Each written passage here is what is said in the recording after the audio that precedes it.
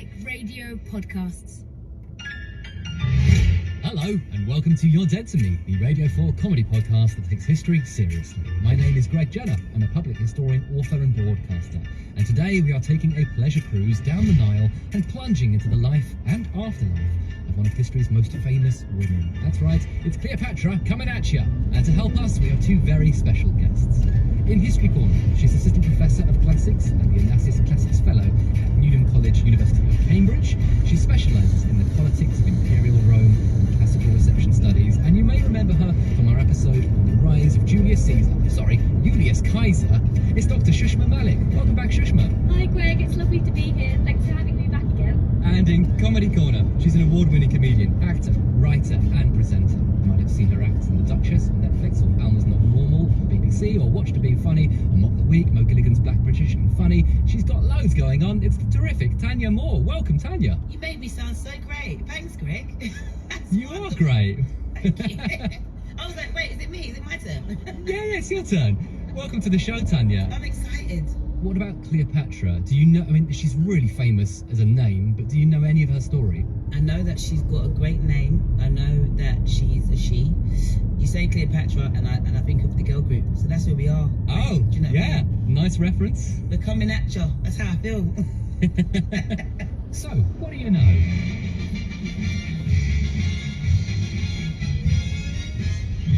Well, that brings us to the first segment of the podcast. This is called the So What Do You Know?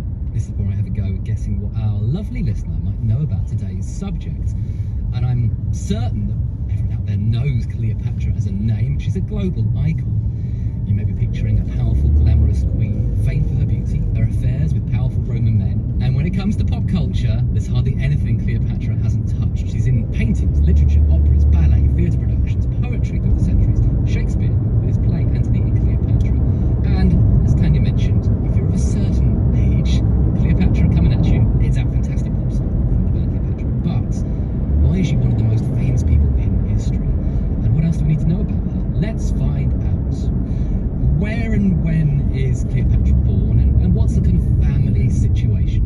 So Cleopatra was probably born around 69 or 70 BCE, probably in one of the palaces in Alexandria, which is in Egypt. Her father was Ptolemy the 12th, and she was the eldest of 5 siblings. She had 2 sisters, Berenike the 4th and Arsinoe the 4th, and 2 brothers as well, Ptolemy the 13th and Ptolemy the 14th.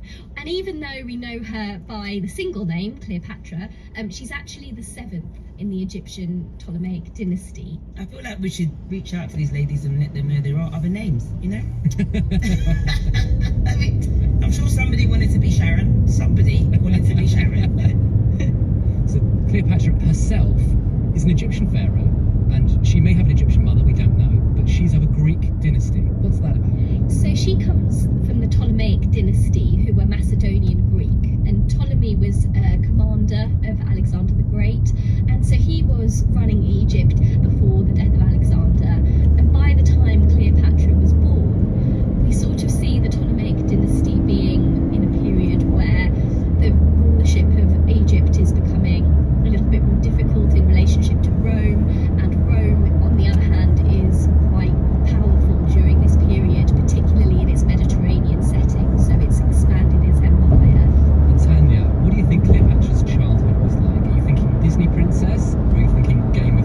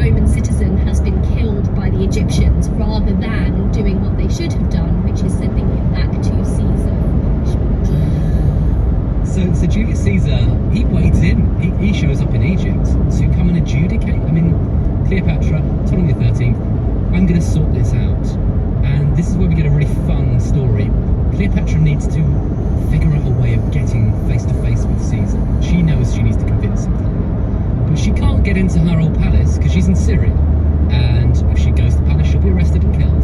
So how is she going to sneak in to meet Caesar? She must know a back door for her own palace. Mm-hmm. You know when there's that one window that isn't locked, but nobody knows unless you know the house that that one window is locked. Find the window, babes. Stop being weird. Shushma, I mean, Hollywood will tell us that she rolls out of a carpet, like she's rolled up in a carpet and then unfurled in a carpet. Now the Latin, or the Greek, perhaps, doesn't say carpet. Bed sheets, bedding, laundry bag, what are we going with? Yeah, something like a laundry bag or a bed sheet. So something where you would have to take it out and it would have to be cleaned and then comes back in. So it's in a way that people wouldn't be immediately suspectful. This is giving Shawshank Redemption. Yeah, it is, isn't it? Yeah. I love this performance. Thank you. She sort of bursts out and goes, "Ta-da! Hello, I'm Cleopatra. Nice to meet you." He's 52 years old. She's 19 years old. He's sort of top dog. She wants to be top dog. There's going to be some chemistry, possibly. Shushma. Yeah, so the idea is that she seduces him. So before and What is happening in history? that's part of the way that political alliances are made in antiquity and beyond as well. Caesar, though, then declares that he's going to enforce Ptolemy XII's will, saying they should rule together, and he reinstates Ptolemy XIII and Cleopatra as joint rulers. What? So Julius Caesar's plan to solve this civil war between two siblings who hate each other is to just get on with it. Just co-rule. After being seduced? Yeah, so Ptolemy's furious. Cleopatra and Ptolemy have to sort of share. And you're not going to be shocked to learn here, Tanya, that Ptolemy orders his forces to attack Caesar. So his army now goes to war against Caesar's army. Yeah. Caesar is trapped in the palace. There's a naval battle. It's Caesar versus Ptolemy. Ptolemy loses. He tries to escape by jumping into the Nile to swim away. He drowns in his armour. So Ptolemy XIII, he's dead. So he's dead at 15. Ptolemy's out. He's gone. That's a pretty intense life, 50 years. Yes. That is intense. Cleopatra has one remaining brother left, Ptolemy XIV. He's a child. What do you think she does to him, Tanya? I'm going to say off with his head. It's the other way. She marries him. What is happening? But exactly at the same time, she's now hooking up with Julius Caesar, who of course is married. Of course he is. He's 53 years old. He's got a wife back in Rome, but he's now having a lovely time on holiday with Cleopatra, and they get pregnant. They have a baby. I mean, the baby's called Ptolemy, obviously. But the baby has a nickname, and the nickname is Caesarion, which means mini Caesar. Is this a scandal for Caesar? It's not a huge scandal because he never really officially accepted paternity. So although everyone in Rome seems to know that he's had a child with Cleopatra, so we have a letter, for example, from Cicero to his friend Atticus that suggests that Caesarion was widely accepted to be Caesar's child. Caesar had actually left Egypt by the time Caesarion was born, and probably only first met him in about 46 BC when Cleopatra travelled to Rome along with her husband at the time, Ptolemy XIV. So she needed 2 child seats. The Senate thankfully did recognise Cleopatra and Ptolemy XIV as legitimate rulers of Rome, of Egypt, and also friends to Rome as well.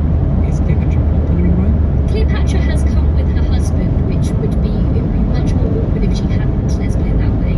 To be honest, it's difficult to know what the long-term repercussions would have been, because actually we're heading now into 44 BCE, the Ides of March, and the death of Julius Caesar.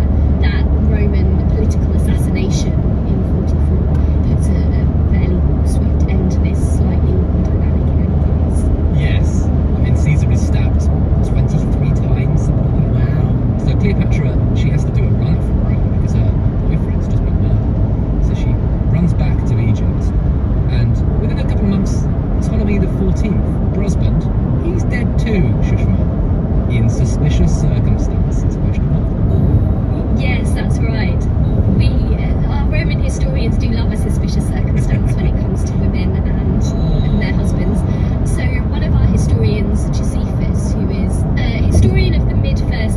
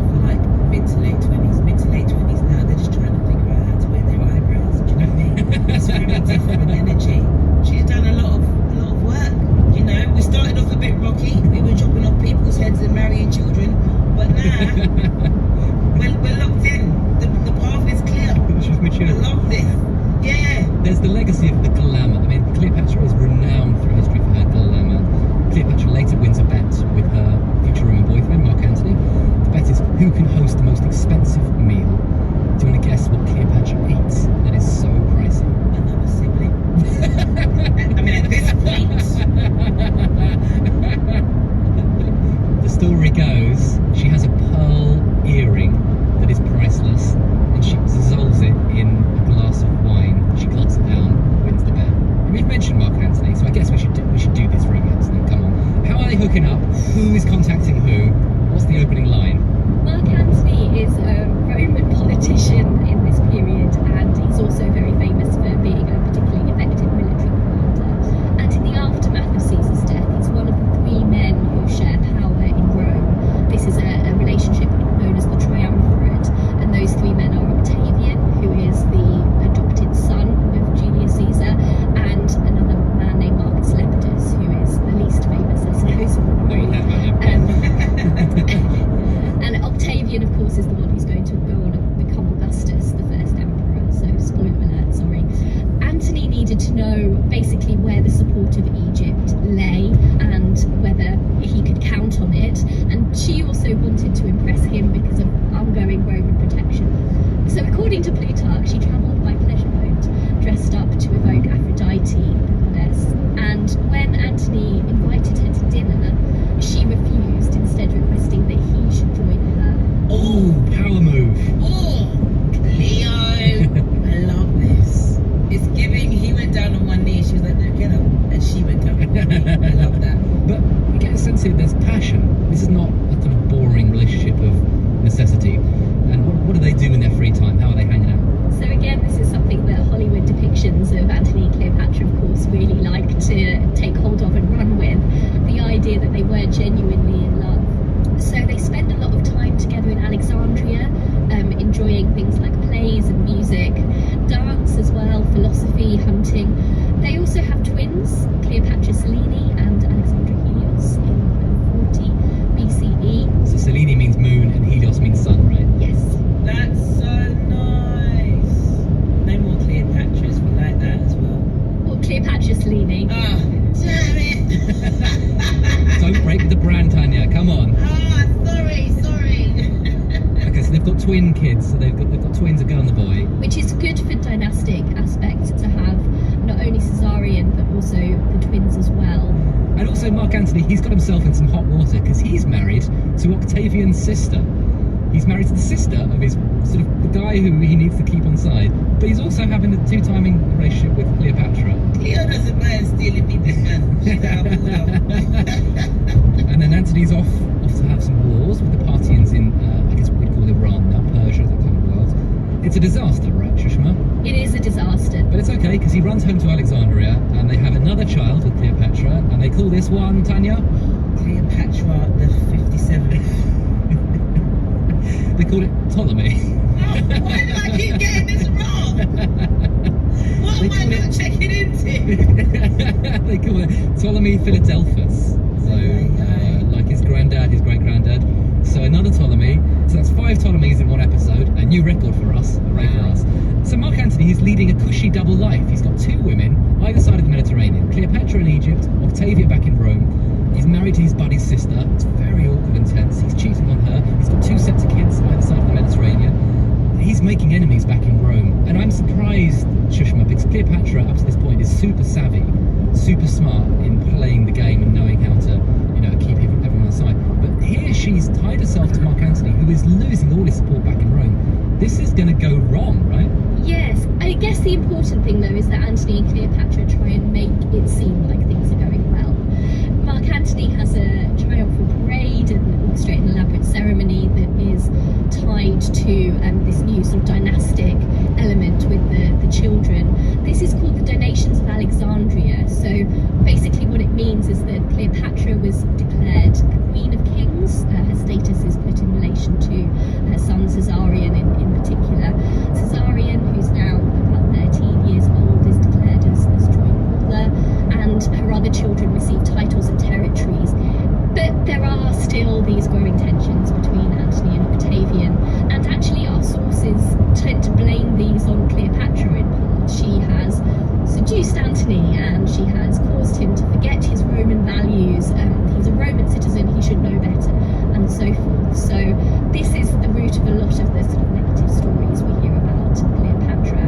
By about 33, end of 33 BCE, the triumvirate was pretty much over and Antony was politically exiled now away from Rome, and that's quite important because Octavian is in Rome. He's able to influence from the centre, whereas Antony is in Alexandria, and that's a very big part of the political rhetoric that Octavian can use.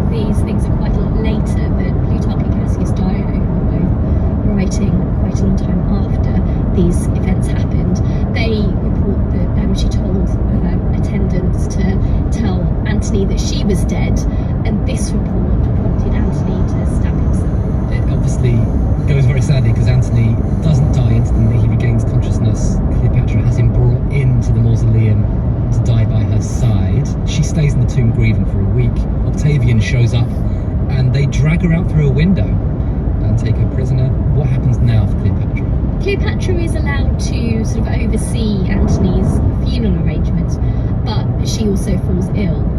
Octavian did say that Cleopatra would let her live, but that would mean, of course, going to Rome as a prisoner of war, which would mean going as part of a triumph, which is a very, very humiliating process, parading her as a prisoner of war, and particularly, a royal prisoner of war as well.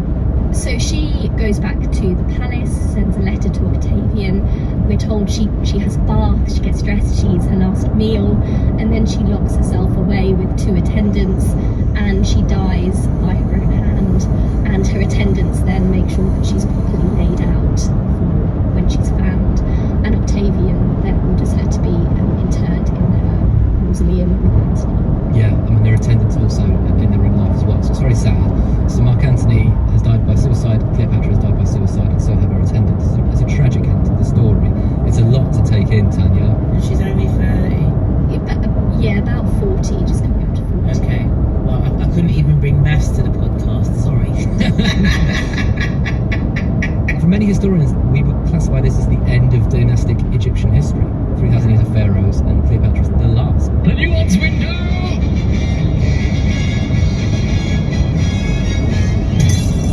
It's time now for the nuance window. This is where Tanya and I let Professor Shushma talk for 2 uninterrupted minutes about something we need to know. So when you're ready, give the nuance window, please.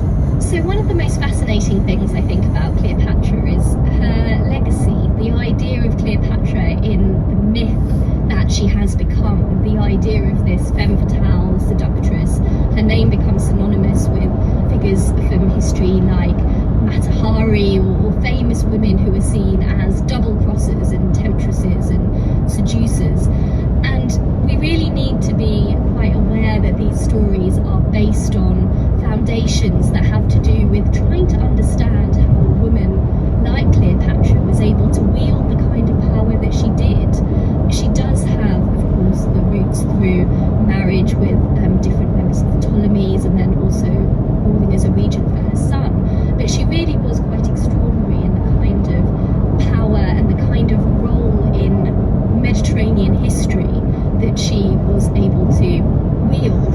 And when our sources are trying to make sense of this, they often want to figure this woman as being something extraordinary and superhuman.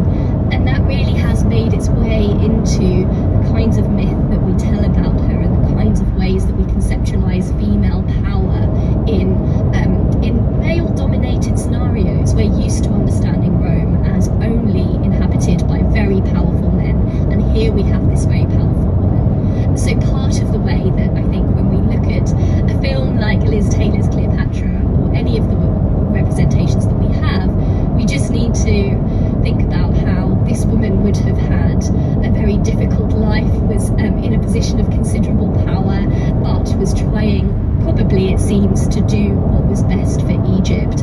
And again, possibly as someone who was part of the Egyptian culture and heritage, not only through being a queen of that region, but possibly a descendant from people in those regions as well. So this is really an important story about how we understand women in power in patriarchal societies. Amazing, thank you so much, Shushma. That's fascinating. Tanya, you started coming in not knowing anything about Cleopatra. Where do you stand on her now? I feel like she's my sister. Actually, no, because I'm like that. She's my neighbour. Very careful being Cleopatra's sister. Yeah. Oh, thank you so much, Tanya, and thank you, Shushma, as well. Listener, if after today's episode you want more from Shushma, you can check out our episode on the rise of Julius Caesar, Julius Caesar to you and me. And for more Egyptian pharaohs, we've got episodes on Hatshepsut, another fantastic queen, and of course Ramses the Great. What a guy he was! And remember, if you've enjoyed the podcast, please leave a review, share the show with friends, make sure to subscribe to You're Dead to Me on BBC Sounds so you never miss an episode. All that's left for me to say is a huge thank you to our guests in History Corner. We had the amazing Shushma Malik from the University of Cambridge. Thank you, Shushma. Thanks so much, Greg. And in Comedy Corner, we had the truly terrific Tanya Moore. Thank you, Tanya. Thank you. Thank you all. And to you, lovely listener, join me next time as we unroll another historical carpet to see what falls out. And for now, I'm off to go and marry my brother, and then maybe poison him. Sorry, Seb. Bye!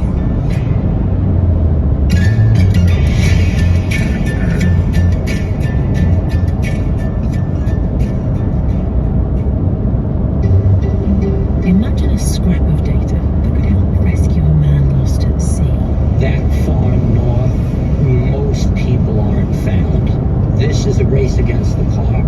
Or expose staggering financial fraud. All the Swiss banks, the British banks, the French banks. What I was looking at was a horror show. Or uncover a medical breakthrough. Within 10 years, the whole world was convinced that he was right. 10 extraordinary adventures of data and discovery. Uncharted with me, Hannah Fry, on Radio 4. Now available on BBC Sounds.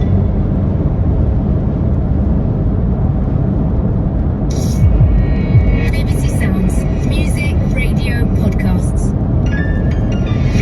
Hello, and welcome to You're Dead to Me, a Radio 4 comedy podcast that takes history seriously. My name is Greg Jenner. I'm a public historian, author, and broadcaster. And today we are journeying back to 19th century America to learn all about a man who escaped enslavement to become a visionary abolitionist, orator, and writer, Frederick Douglass. And to help me do that, I am joined by two very special guests. In History Corner, she's a cultural historian and literary scholar at the University of Vermont, where she is the Julian Lindsay Green and Gold Professor of English and an Andrew Carnegie Fellow. You may have read her wonderful book, Black is the Body, Stories from My Grandmother's Time, My Mother's Time, and Mine. And you'll certainly remember her from our episode on the Harlem Renaissance. One of my faves is Professor Emily Bernard. Welcome back, Emily. Oh! And in Comedy Corner, he's an award-winning rising star of stand-up and comedy writing. You may have seen him on BBC Three's Stand Up for Live Comedy, or loads of Dave TV shows like Outsiders, Hypothetical, Question Team, or Late Night Mash. It's Tucson Douglas. Welcome, Tucson. Hi, thanks so much for having me. First time on the show. Where do you stand on history? Are you a fan? I'm actually a massive history fan. Yeah, it was probably my favourite subject in school. I actually studied at uni politics and American history.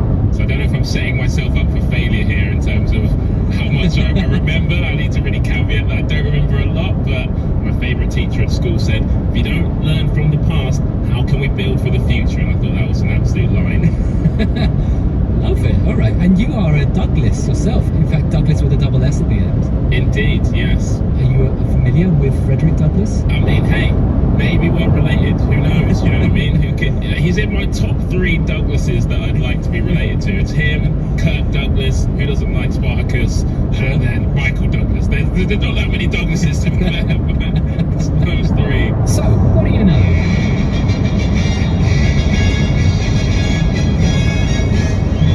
Right, we start as ever with a So What Do You Know? This is where I guess what you, a lovely listener, might know about today's subject. In the UK, I suspect Douglas is perhaps less well known, and that's maybe due to the surprising lack of pop culture projects. We don't have a movie about him, or a biopic, or a big drama series, which is surprising because he is a huge giant of the 19th century. So what do we need to know about him? Let's find out, shall we? So, we start as ever with childhood, and Emily, really, our story starts as a horror movie because Frederick Douglass is born enslaved. So where is he born and when and what is his origin story? He was born in Talbot County, Maryland. His birth details are unclear, but a ledger kept by his first enslaver listed him as being born in February 1818. Douglas's mother, Harriet, was enslaved, so Douglas was born enslaved too. Actually, Douglas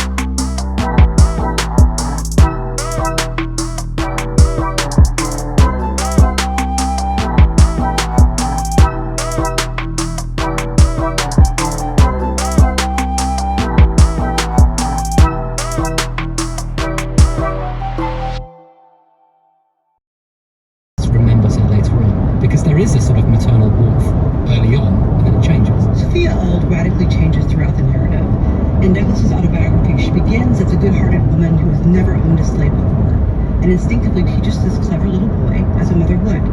But her husband, Hugh, finds out and yells at her, saying it's dangerous to educate slaves. Soon, she learns cruelty like all the others.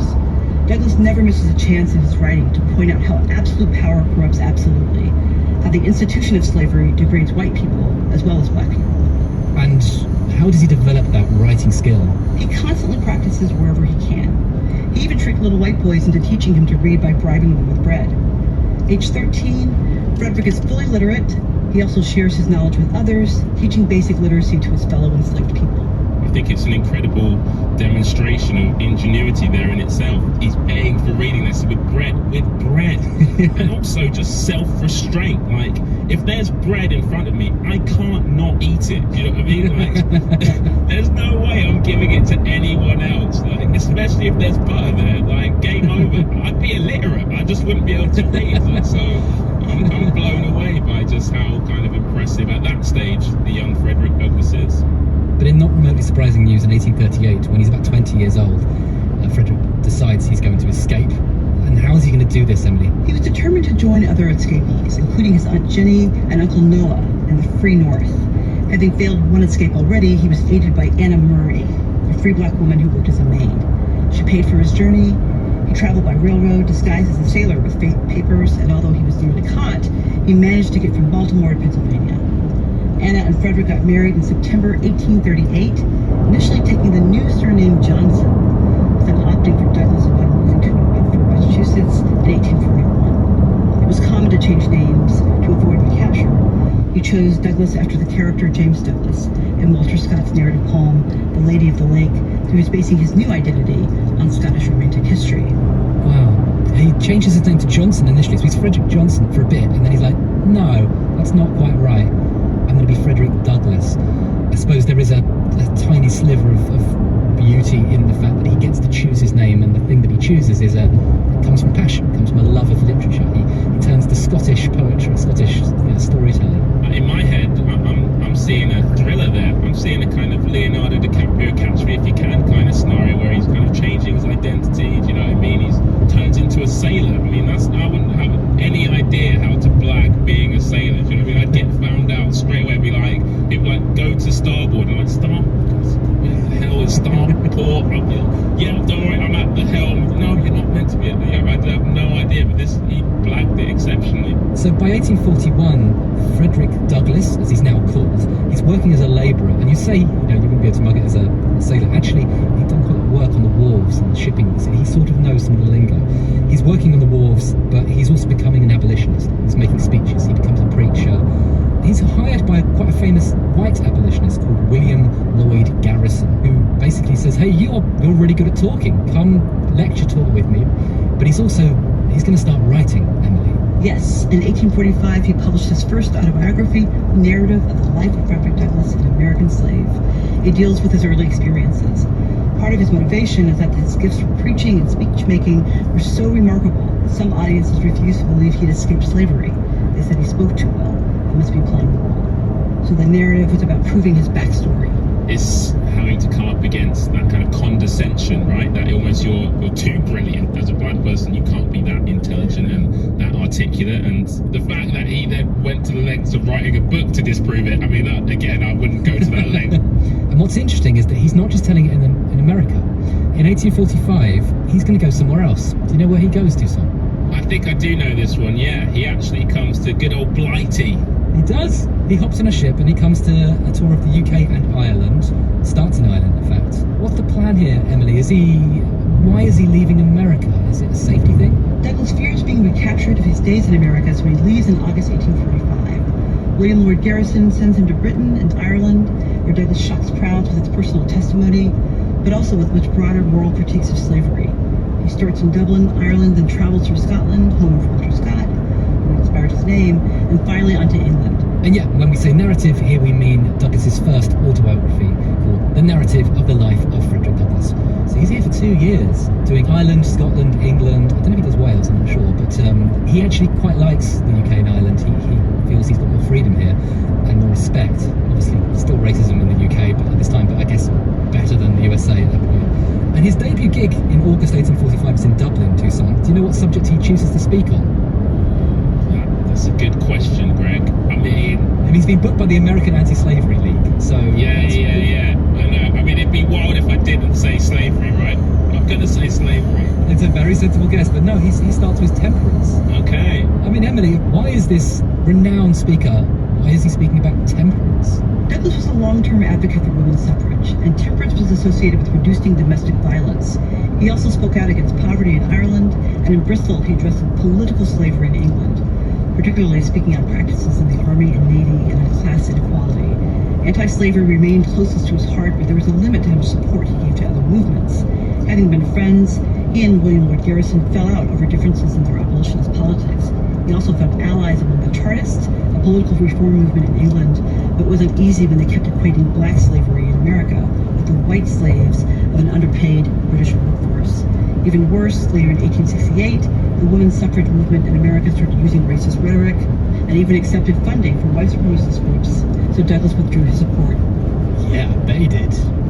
So he's got huge intellectual heft. He's clearly a very talented orator.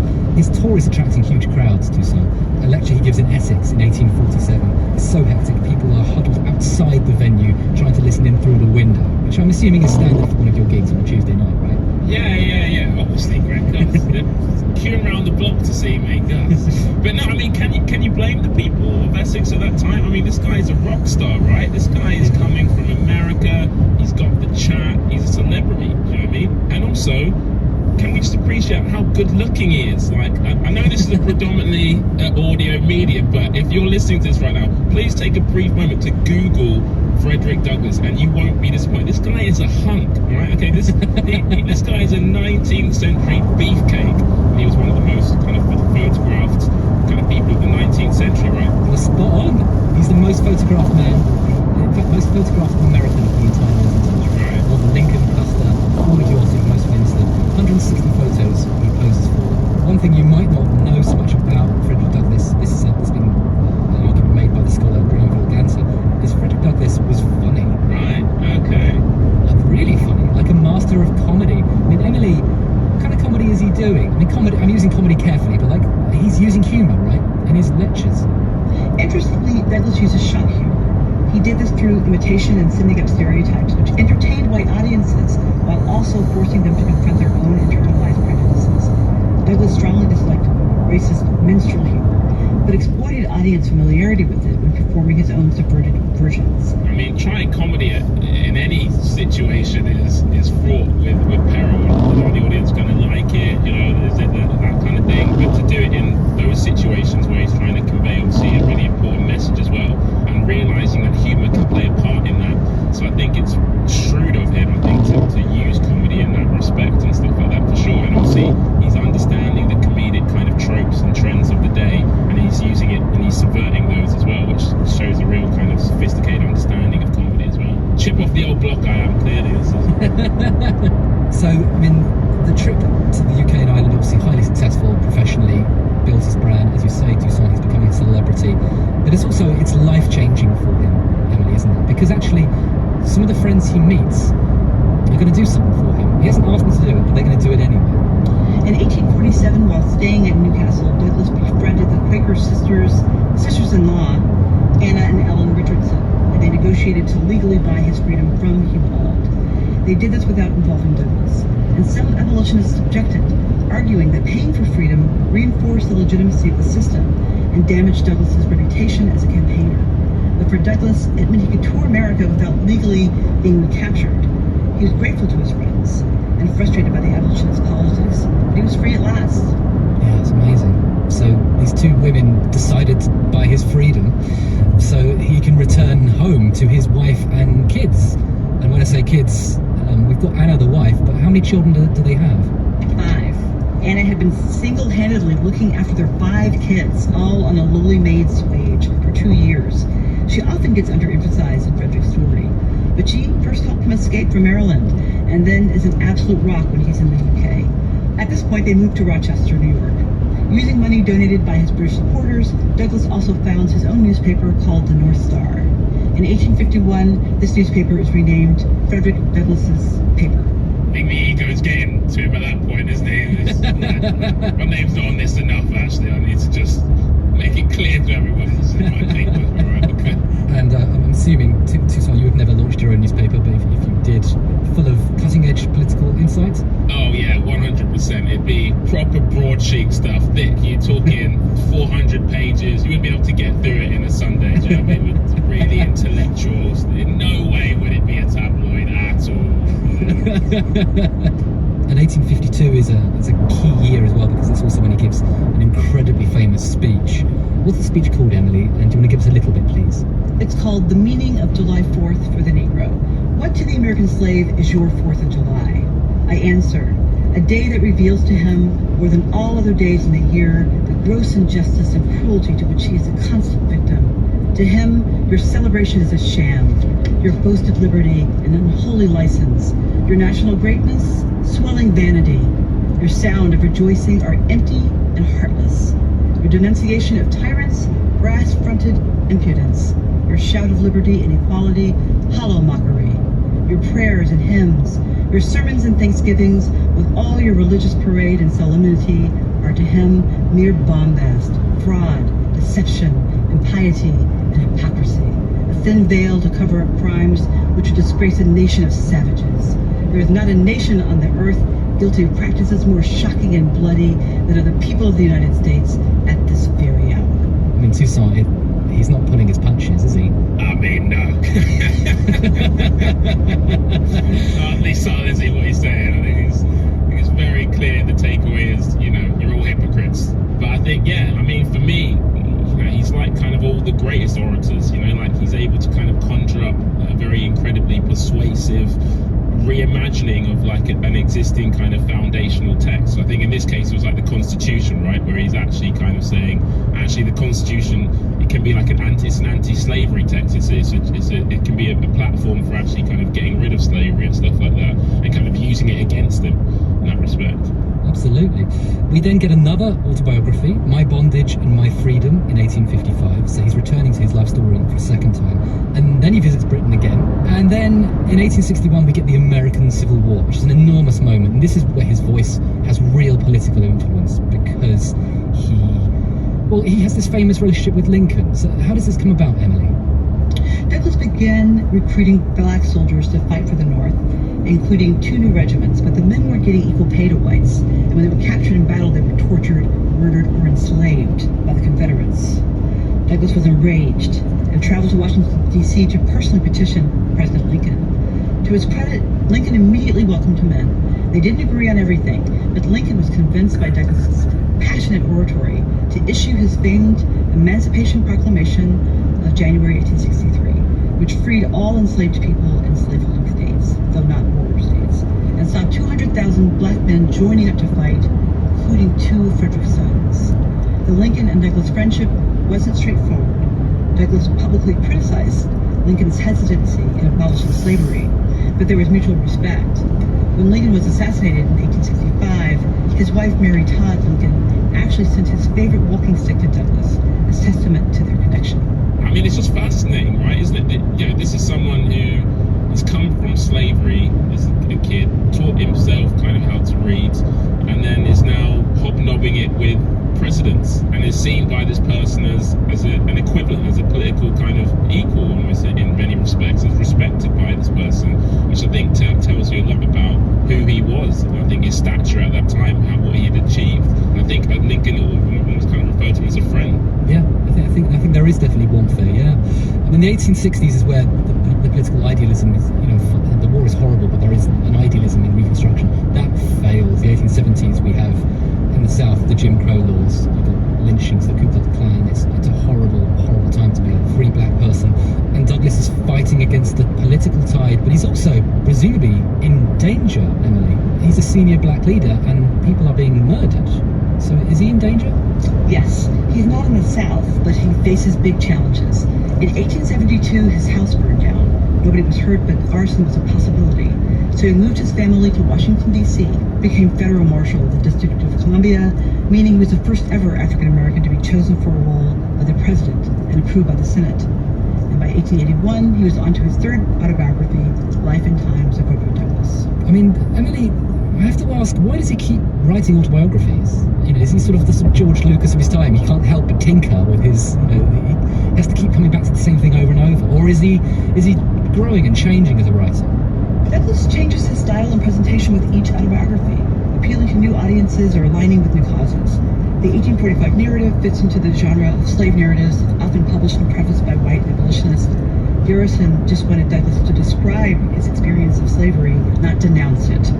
This also means that the narrative puts the reader in the same position as Frederick as a young child, witnessing the horrors of slavery without a framework for interpreting them. Then in My Bondage and My Freedom, 1855, Douglas presents himself more definitively as a black leader, shaped by the black women role models who raised him, his mother and grandmother.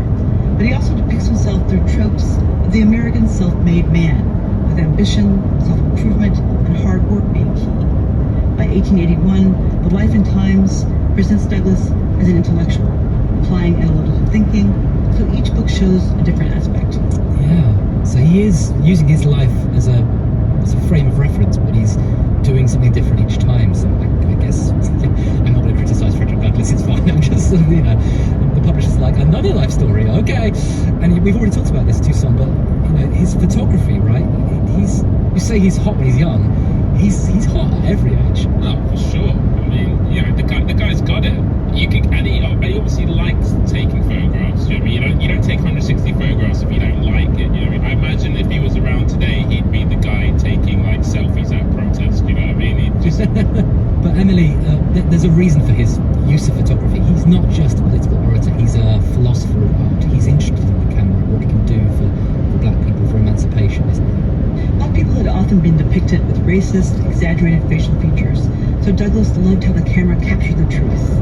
It's important, too, to reflect on the dearth of positive public images of black people. You were in the paper either because you were lynched or you were being comedically degraded.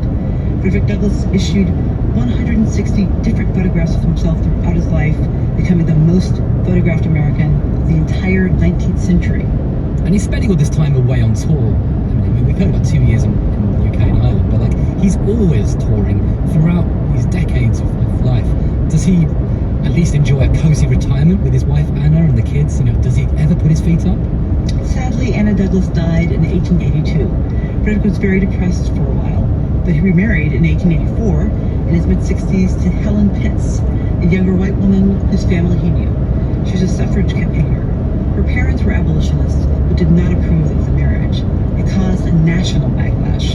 Some black people were angry he married a white woman. Many white people were disgusted. And Douglas's kids were not keen on seeing their mother replaced. Douglass, however, said of his second wife, "It proves I'm impartial. My first wife was the color of my mother, and the second, the color of my father." And Helen Pitts was also very important in preserving his image later on when he died. But yeah, Anna Murray, 40 years of marriage, I think, and that's very sad. Does Helen, you know, the second wife, does she get Frederick Douglass to slow down? I'm guessing the answer is no, Emily. No rest. Between 1886 and 1887, Helen and Frederick traveled throughout Europe, visiting England, France, Italy, Egypt, and Greece. He was also appointed as minister and consul to the Republic of Haiti in 1889. It was a prestigious job, but such was the ongoing racism. He was refused first-class travel and had a naval captain refuse to sit with him at dinner. In 1895, he dies at the age of 77, having recently returned from a women's rights convention. Yeah, I mean, it's sad, isn't it? I think he did so much, but it just shows that even with all that, there is still that ongoing everyday racism, you know, which is a thing now, but it's still, you know, it was a thing then as well. They had to contend with. And the fact that he died, you know, returning from the women's suffrage conference, you know, he was still putting in the work in his 70s for other people's fights. So this is a guy who just fights the good fight wherever he finds it. It's extraordinary. The nuance window!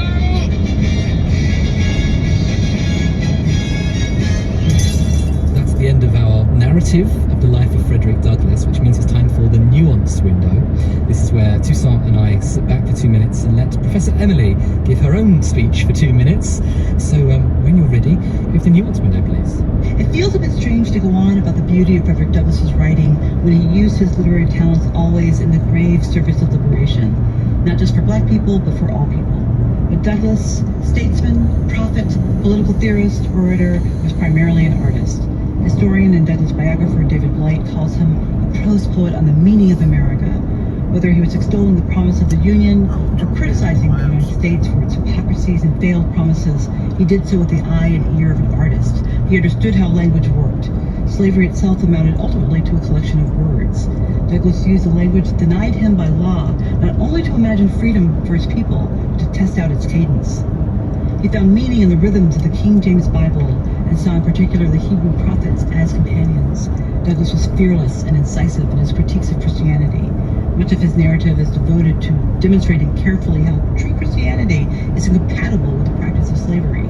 Over his lifetime, his views on the faith of his childhood evolved, but the language that captured him as a child, that mesmerized him, never failed to provide him with the stories, wisdom, and language he needed to make his ageless critique of the country of his birth. As much as he was admired as an orator, Douglas was a writer first. He was not an extemporaneous speaker. Like any writer, he did his thinking on the page. He was himself defined and liberated by the written word, and that's why he returned again and again to the page, to deliver the same freedom he found there to others. What Douglas left us in his writings was not only indisputable evidence that black people were human, capable of reason, capable of art. Not only did he leave us with his philosophies, political theories, rhetorical masterpieces, complex arguments, and treatises, he left us with a subtle, nuanced portrait of the interior life of the enslaved person. He did this with the simplest and most accurate of metaphors that connected his own story to the most timeless of stories. He achieved this greatness the only way possible, by practicing. Wow, that's beautiful. Thank you so much, Emily. All that's left for me to say is a huge thank you to our guests. In History Corner, we had the brilliant Professor Emily Bernard from the University of Vermont. Thank you, Emily. Oh, thank you. I've had a great time. And in Comedy Corner, we had the terrific Toussaint Douglas. Thank you, Toussaint. Thanks so much for having me. This has been fascinating and also just really fun and entertaining as well. Yeah, so thanks for that. Really enjoyed it. Thank you for your knowledge. And to you, lovely listener, join me next time as we ascend the lectern of rhetorical excellence with two more brilliant guests. But for now, I'm off to go and shave my beard into a glorious goatee. Bye!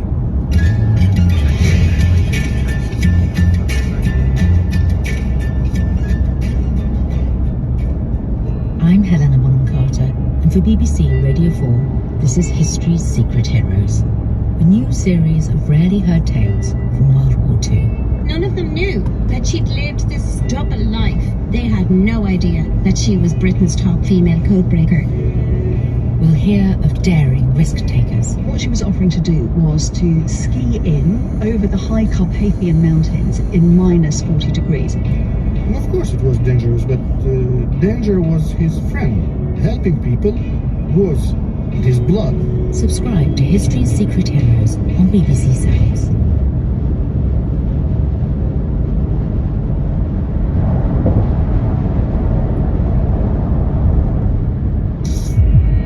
BBC Sounds, music, radio, podcasts.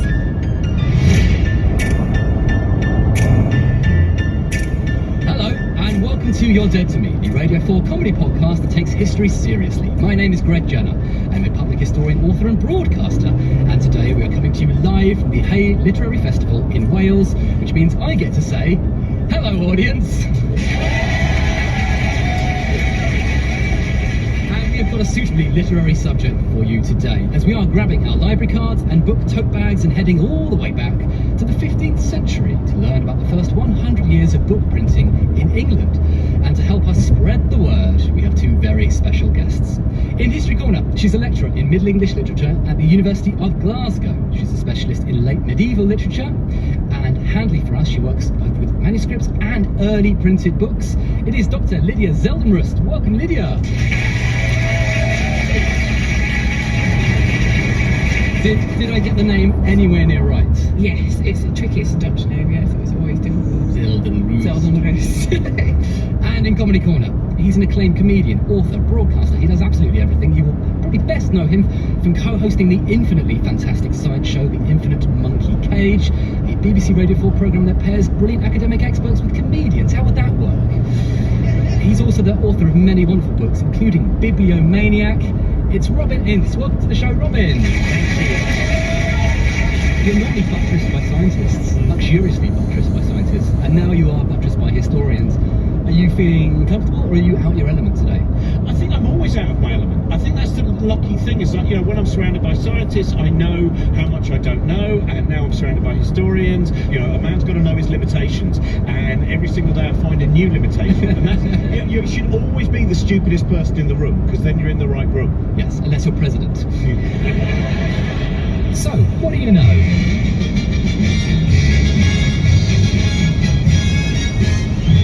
This is where I have a go at guessing what you, our lovely listener, might know about today's subject. And I imagine you're all familiar with printed books because you're at a literary festival, and those of you at home, books are a thing, I guess, so hopefully you know what they are. But the history of early printing, and especially in England, which is what we're talking about today, might be something we're less familiar with. Maybe you've heard of Gutenberg, who invented the printing press, but did Gutenberg really invent printing? How did this brand spanking new technology make its way into medieval England? Let's find out. Right, Robin, here's a once upon a time scenario for you. The year is 1474. You are living in England, you're a man of learning, you've got a bit of cash. Have you read book? I think no, I not read book. I think what I do is once every May I go and see various people reenacting A Merchant's Tale, because there's a moment where they go, and gan pullen up the smock and an he throng. That, by the way, is all the Chaucer I know.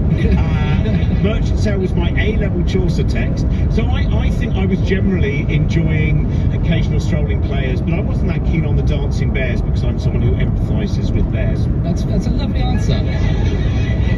It's not really what I asked, but it's a lovely answer. No. I'll tell you what, if you're expecting a linear route, then you've never listened to the Infinite Monkey Cage. It is. When I say book, I mean the book, because there's just the one. Can you guess what it is? Would it be the Doomsday Book?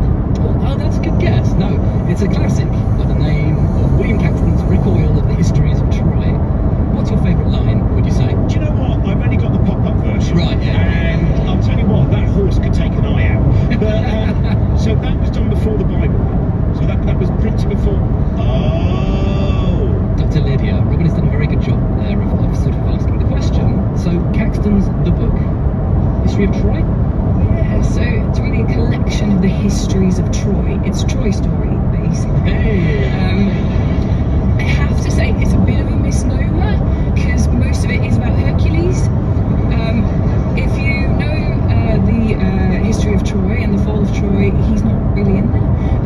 It's mostly focused on Hercules' earlier adventure. It turns out he destroys Troy twice before the sort of Trojan War that we all know and love. But yes, it is mostly about Hercules, and the Trojan War is a bit of an afterthought. So yeah, this is the first book printed in English. It was printed by William Caxton, you will know his name, I'm sure, in 1473 to 74. It actually wasn't, though, printed in England, but it was printed abroad in Flanders, probably for exportation towards England, but also it was aimed at a kind of local community of merchants in Flanders, English merchants who lived there. Who's Caxton then? Because printing's a new thing, it can't be a family business he's inherited. He was a merchant, and quite a successful one, a well-connected merchant as well. So we know that he joined the Mercer's Company in his teens, and then he went over to Flanders, which was economically quite successful at this time, and it was also experiencing a kind of cultural flourishing. And what is Flanders? So Flanders is basically at the southern Low Countries. So in 1462, he's made governor of the English merchants in Flanders, so they give him a bit of power. We know that at some point he's in a short period of exile, and he finds himself in Cologne, comes into contact with the printing business, because it's really taken off there. So you could say that the new technology really made an impression on him. It's really bad, I'm sorry. Yeah. So I think the problem was that you really gave up on that before you delivered it. And he publishes an English translation of a French history of a Greek story of Troy. It's a classic, we've all done it. And Robin, why do you think he's choosing that story to be his first? See, now you've added the Hercules thing, so I can see it as something like a kind of Marvel franchise idea. Because the mere fact he knows that this is a universe, that once you've got the kind of the Troy franchise, that's as big as Guardians of the Galaxy or any of those things. And you've also also got all the merchandise, you know, the Troy Story thing, as you said, the Hercules dolls, you know, the glamorous kind of Cindy-like Helen of Troy. Because I've always seen Helen as more of a Cindy than a Barbie. Right, yeah, sure. So yeah, that's what I'm seeing it as for merch possibility. I think that's a great answer. I mean, you're wrong. So, Lydia, why translate this history of Troy, this recoil of Troy? The reason he chooses this particular text probably has something to do with the Burgundian court. So we know that Duke Philip the Good of Burgundy was a noted bibliophile, as were both his legitimate and illegitimate sons, known as Charles the Bold and Antoine the Grand Bâtard, or Great Bastard, respectively. Sorry, I prefer that one. You can guess which one is the legitimate one. That's the illegitimate one. Caxton's work brought him into contact with this court and with these dukes, and it also brought him into contact with Margaret of York, who is the younger sister of Edward IV, and she's also the wife of Charles the Bold. She lent her support to this translation and to the printings, and we know that the dukes of Burgundy were great lovers of Greek myths. Did you say Burgundian? Yes. So that's the correct way if you're talking about, you know, a group of Burgundy nobility, it's Burgundian. I am going to work out a way of getting that into conversation frequently. Caxton becomes the Prince of Prints. This book is the first book printed in English, but it's not the first book ever printed, full stop. So, Robin, do you know where printing technology was invented? In which modern country? What would you describe it? So, I mean, was it Bible? Was it? I just can't believe that it can't have been. And I reckon it would be. I know it wasn't called Germany then, was it? It was, really. Well, I'll say Bavaria instead. I think because there's some alliteration. I think it was a Bavarian Bible. It's a lovely answer. It's the answer most people would probably give, and you're only 4,000 miles wrong. Oh, that's pretty good on a cosmological scale. Okay. I mean, it's bad on a terrestrial scale, but I view everything in a much, you know, a lot of light years to that. That is fair. Lydia, the printing press, or printing, is an Asian invention, East Asia, right? Yes, so one of the earliest factors in the invention of printing that we need to kind of address first is the invention of paper. And paper was invented in China in the 1st century CE, and printing itself started in the 7th century. So we are looking to an East Asian context, and China in particular. And Chinese printing, in this case, we're talking about wood block printing. In the West, we like to say that Gutenberg invented metal movable type printing. He did, sort of, but that doesn't mean he was the first. So this too was invented in China in the 11th century. It's not quite metal movable type, but it's movable type using baked clay. But in China, woodblock printing kind of remained dominant. So the woodblock printing, that technique that they used in China, goes to Korea as well. But the Koreans innovate and kind of go, here's metal. And this was invented in Korea in the early 13th century. And the oldest surviving book in the world printed with movable metal type is a Buddhist text produced in Korea in 1377. So Gutenberg, you know, independently comes up with it. The story is sort of a wine press.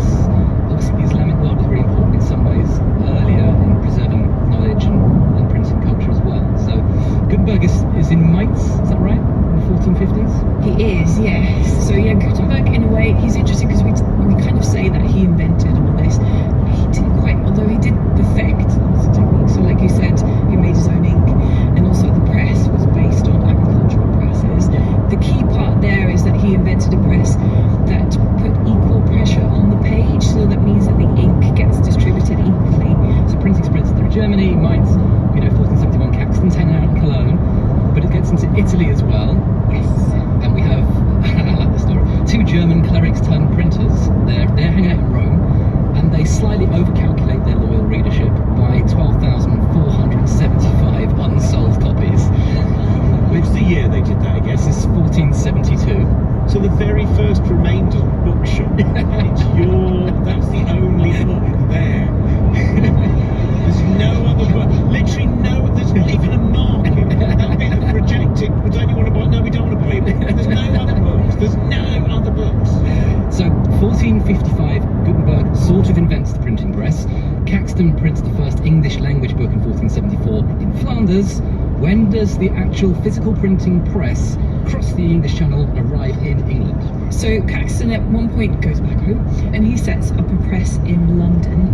We know that he also had a little stall in Westminster Abbey, basically on the precincts of Westminster Abbey. Yeah, he installed in it was a good position really, because he was quite near the court but also near the inns of court, so it meant that he had kind of lawyers walking by, scholars, academics, etc., but also the nobility, people with money, so he could kind of suck up to all of them and try and sell his books.